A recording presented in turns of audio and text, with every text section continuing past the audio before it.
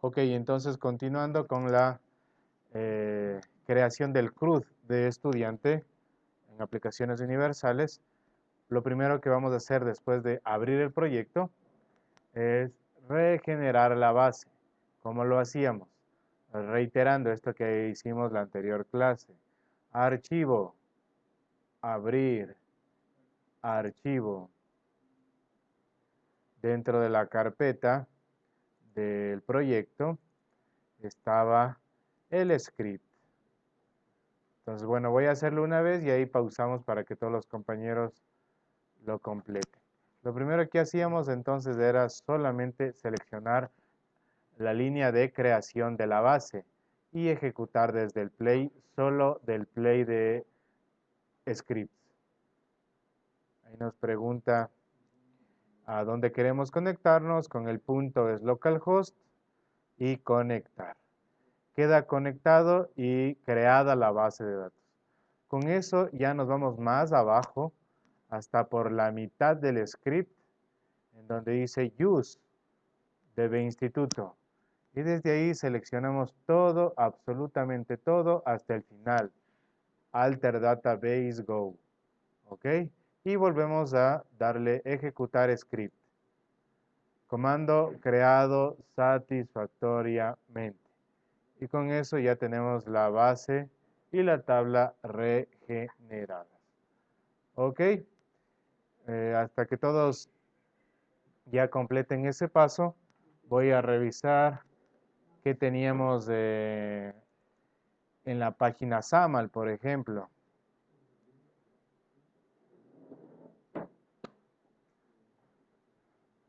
Ya, vamos a ver, limpiar solución para el error que está apareciendo en el main page. Recompilar solución.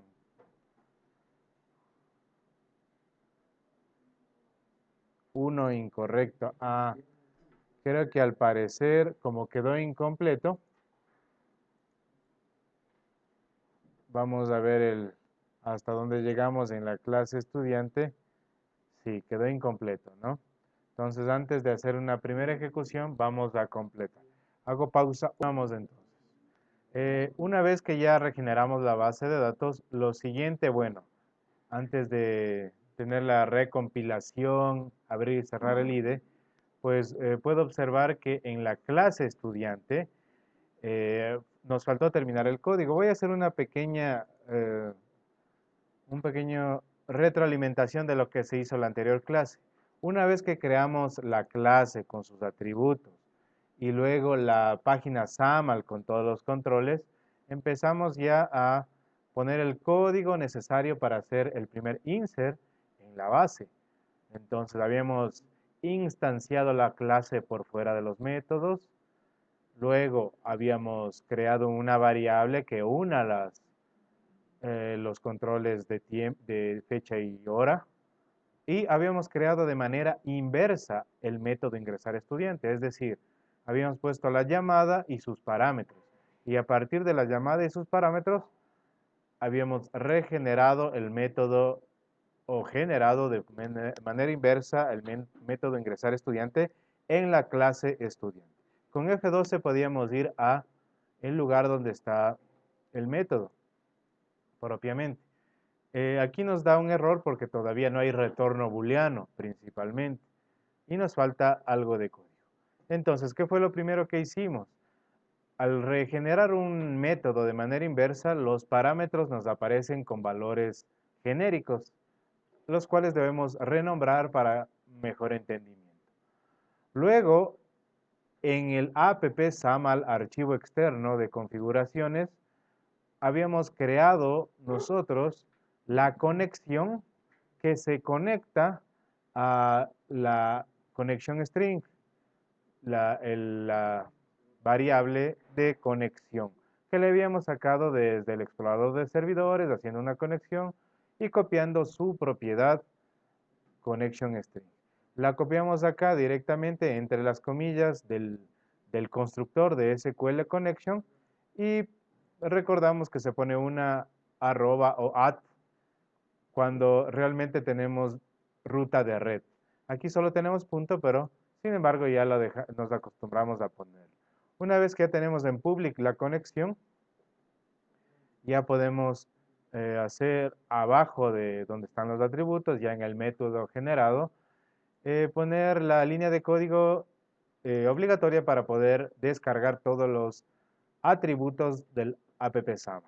Entonces, ya tanto en la interfase como en la clase, ya nos acostumbramos a poner try catch, manejo de errores, donde una particularidad para la mayoría es que hay una tercera parte del try catch, que es el finally, que nos permite obligatoriamente cerrar la conexión a la base. Entonces habíamos dicho, creo que les había dicho 4, pero en realidad son 5 pasos obligatorios para poder hacer una modificación a la base de datos.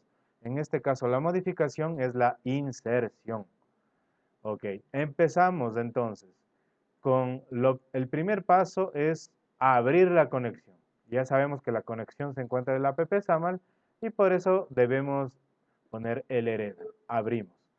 Segundo, lo segundo que debemos hacer es poner el transact SQL, es decir, el comando nativo SQL, que como habíamos visto en la anterior clase es insertar en la tabla los valores necesarios, pero estos valores no son comunes y corrientes, son parámetros de SQL y por esa misma razón tienen una arroba, que más adelante hay otro comando que nos ayuda a indicar estos parámetros de SQL con qué valores se tienen correspondencia. Y en realidad con los valores que tienen correspondencia con los parámetros de entrada, que no necesitan los mismos nombres, por cierto. Ok, entonces el primer paso, abrir la conexión. Segundo paso, la variable SQL. Tercer paso, crear el comando. Le voy a poner un poco separado.